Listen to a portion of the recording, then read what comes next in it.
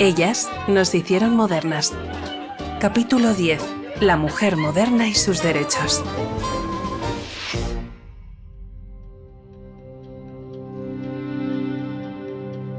...1927... En España hay una dictadura. Al mando está el militar Miguel Primo de Rivera. Pero al margen del ejército y de una moral obsoleta, hay una fuerza social madura que ya es imparable. Es el feminismo. Y hasta se puede tocar. Porque acaba de aparecer un libro que se titula La mujer moderna y sus derechos. Un libro que tiene mucho de fruta madura que al fin cae del árbol. La autora es la escritora Carmen de Burgos y los periódicos lo presentan a lo grande. Lo llaman la Suma Feminista. Y eso quiere decir que reúne la historia de varios siglos de lucha, de peticiones a las que nadie ha hecho caso y de derechos que las mujeres aún tienen que conseguir. Algo así como la gran enciclopedia feminista. Pero este libro es también la celebración de algo que el futuro va a confirmar. Escucha lo que plantea Carmen de Burgos. Está ocurriendo ante nuestros ojos una de esas profundas evoluciones que transforman la sociedad. El feminismo ya es un hecho. Y muchas mujeres, desde ideologías muy distintas, comparten lo que proclama esta periodista. La causa de las mujeres no es más que una, como solo es una la justicia para toda la humanidad. Esa causa es que las mujeres tengan los mismos derechos y libertades que los hombres. Porque desde hace siglos la diferencia es abismal. Y esa injusticia también se puede tocar. Porque está en dos libros con mucho peso. En el Código Civil y en el Código Penal. El Código Civil que se aplica en los años 20 es de 1889. Es una legislación que trata a las mujeres casadas como eternas menores de edad. Te explico por qué. El Código Civil dice que una mujer casada no puede trabajar, no puede contratar, no puede hacer una compra, no puede hacer una venta, ni siquiera puede aceptar una herencia sin la autorización escrita del marido. Las mujeres tampoco pueden ser juezas, ni notarias, ni diplomáticas. Y si una española se casa con un extranjero, ¡pam!, en ese instante pierde su nacionalidad. El código está lleno de artículos que impiden que las mujeres tengan una vida independiente. Escucha qué friolera da el artículo 57. El marido debe proteger a la mujer y ésta debe obedecer al marido. Proteger y obedecer. Y lo aplastante de esta frase es que no se queda solo en lo jurídico. Es toda una forma de entender el orden natural del mundo. Esto es lo que tratan de cambiar desde principios de siglo muchas mujeres de ámbitos muy distintos. Escritoras, abogadas, artistas, sindicalistas, espiritistas. Y lo hacen sobre todo con las palabras, con argumentos y convicción. Lo hacen pronunciando conferencias, escribiendo artículos, publicando encuestas, manifiestos, novelas. Es un movimiento que se va fraguando con tesón y con muchísimas dificultades, porque las insultan, las amenazan, incluso las destierran. Muchas pagan un precio muy caro por pedir la igualdad, algo tan básico como la igualdad. La historia del feminismo se va atrás en el tiempo, pero vayamos al feminismo de principios del 20, el que llevó a las mujeres españolas a la modernidad.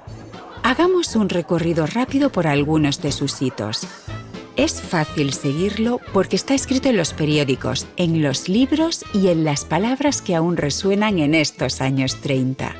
Empecemos por las encuestas y las campañas en prensa, porque eran un termómetro de la opinión pública y a la vez servían de agitador. Las encuestas en los periódicos eran una forma de remover las ideas y de llevar algunos asuntos a la conversación. La periodista Carmen de Burgos siempre ha sido muy ducha en esto. En 1903, emprende una campaña en el Diario Universal para preguntar a las lectoras qué opinan del divorcio. Llegan miles de respuestas y la mayoría lo quiere. Pero, ¿qué opinan los gobernantes? ¿Y los legisladores? ¿Y la Iglesia? Es que ni se lo plantean. Es tan impensable que ni se interesan por el debate. 3 años después, la periodista organiza otra encuesta y otra campaña en prensa. Esta vez, en favor del sufragio femenino. Carmen de Burgos pregunta a los lectores del periódico y a las figuras públicas. Pero el resultado es desalentador. La opinión general está en contra de que las mujeres voten. Pero el revulsivo está ahí. Estas campañas no caen en saco roto. El terreno se va labrando y a la vez se van sumando otras iniciativas. A lo largo de la década de 1910, las mujeres fundan asociaciones que intentan cambiar la sociedad cambiando las leyes.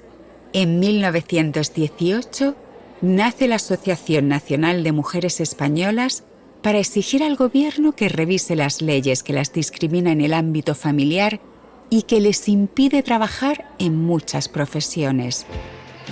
En 1920, la Cruzada de Mujeres Españolas organiza una de las primeras manifestaciones sufragistas en Madrid. Van a las puertas del Congreso de los Diputados y entregan un manifiesto con una lista de peticiones.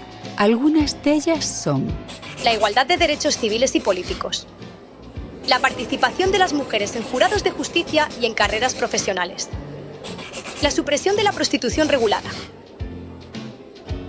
El ambiente está cambiando y se ha vuelto más favorable. Carmen de Burgos hace una nueva campaña en prensa para preguntar por el derecho al voto de las mujeres y ahora sí, la mayoría de los lectores del Heraldo y la mayoría de los políticos de primera línea dicen que las mujeres deberían votar. La famosa periodista da las gracias al primer ministro que ha propuesto un proyecto de ley para conceder el voto a las mujeres desde los 21 años. Es el ministro de Gracia y Justicia, Manuel Burgos y Mazo. Aunque ahí queda la cosa, en propuesta y buenas palabras. No se aprueba a comienzos de los años 20 y mucho menos se va a aprobar a partir de 1923. Porque ese año, el capitán general de Cataluña, Miguel Primo de Rivera, da un golpe de Estado sin que el rey Alfonso XII ponga un pero. Y entonces, ni las mujeres ni tampoco los hombres tienen derecho a votar. Adiós a la monarquía constitucional que había entonces. La política queda en un segundo plano porque los que gobiernan son los militares. Pero el progreso social y el feminismo van creciendo aunque no tengan el apoyo de las instituciones y aunque la prensa no lo refleje por la censura que impone el régimen. Guisado por la censura. El deseo de las mujeres españolas de vivir con los adelantos sociales de otras mujeres de Europa no desaparece. Al contrario, va cobrando más fuerza. De esa ambición surge el Liceum Club Femenino.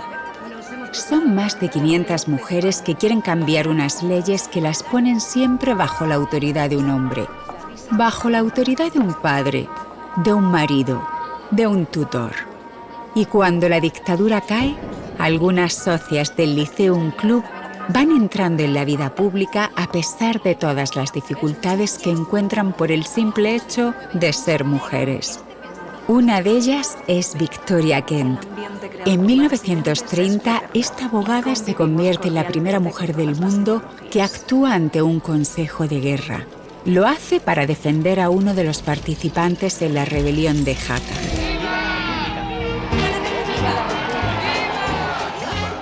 Así llegamos a 1931. Ese año se proclama la Segunda República y el debate sobre el sufragio femenino entra por fin en el Parlamento. Es el 1 de octubre.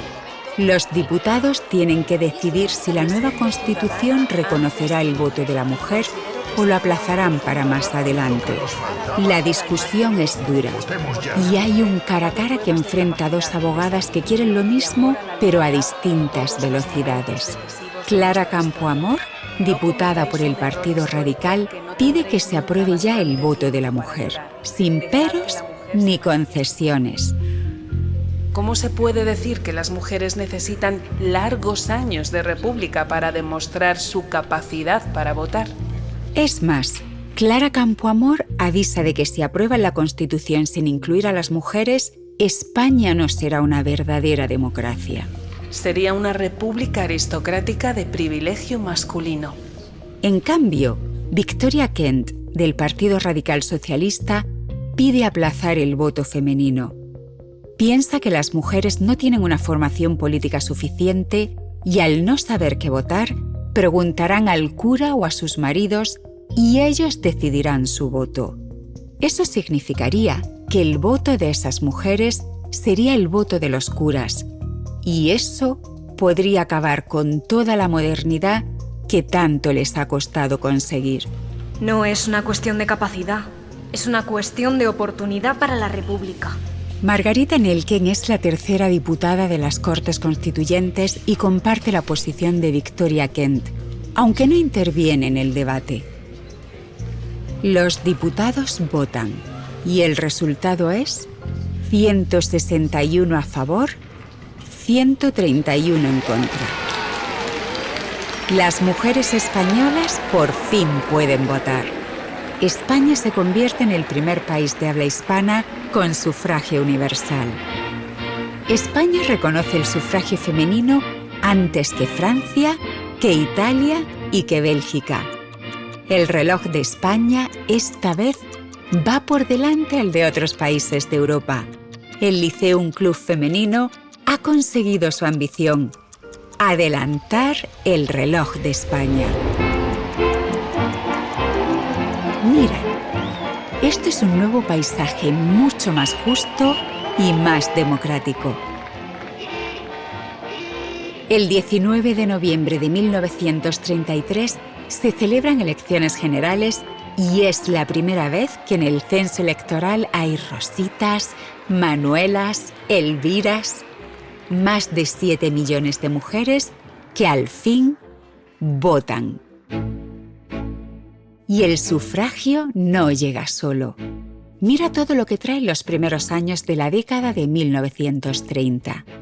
La Constitución de 1931 establece la igualdad de sexos ante la ley. Reconoce el matrimonio civil y equipara los derechos de los hijos que nacen dentro del matrimonio con los que nacen fuera de él. En febrero de 1932 se aprueba la primera ley de divorcio de la historia de España. El divorcio que pedían en la encuesta de Carmen de Burgos de 1903 llega 29 años después. Las carreras de la administración, el notariado y la diplomacia se abren a las mujeres y aprueban una ley que protege a las madres trabajadoras. En estas 3 décadas, lo que parecía impensable, lo que parecía imposible, se ha hecho ley. No ha sido un camino fácil. Muchas mujeres han recibido insultos, desprecios, destierros incluso, por querer hacer de España un país moderno donde las mujeres y los hombres tengan los mismos derechos y las mismas libertades. Lo lógico y natural. La evolución de la que hablaba Carmen de Burgos en 1927 ha dado sus frutos. Aquella profunda transformación de la que hablaba en su libro La mujer moderna y sus derechos. Atrás queda esa figura represora del ángel del hogar. Porque ahora, a principios de los años 30, vivimos con la modernidad de otros países de Europa. Y en el epicentro de todo, la justicia más básica. La ley ya no exige que las mujeres tengamos un tutor. La ley por fin admite que somos personas adultas, libres e independientes. Está escrito en el artículo 25 de la Constitución de 1931. Lo dice con estas palabras: No podrán ser fundamento de privilegio jurídico el sexo, la clase social, la riqueza, las ideas políticas ni las creencias religiosas.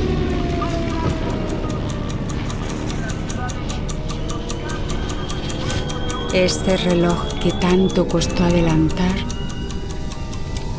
para en seco.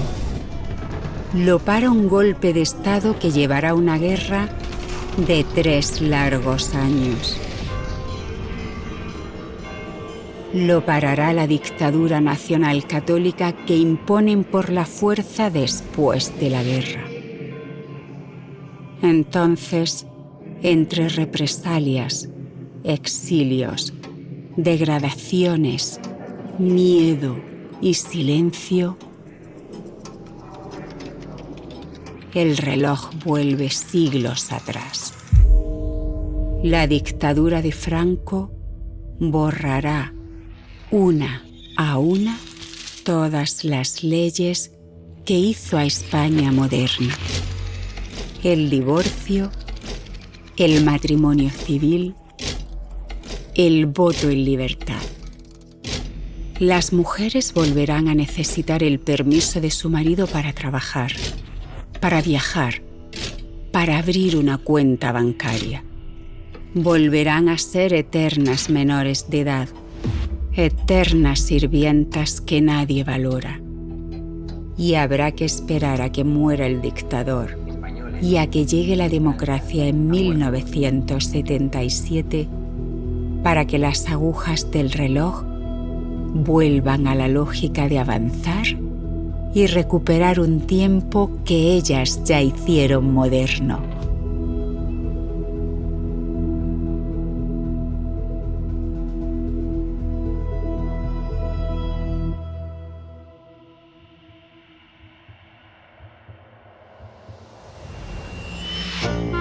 Ellas nos hicieron modernas es un podcast del Instituto de las Mujeres, con dirección y guión de Mar Abad, diseño sonoro de Ignacio Cantisano, diseño de portada de Miriam Persán, voces Laura Martín, Silvia Muelas y Mar Abad, coordinación técnica del Servicio de Comunicación del Instituto de las Mujeres.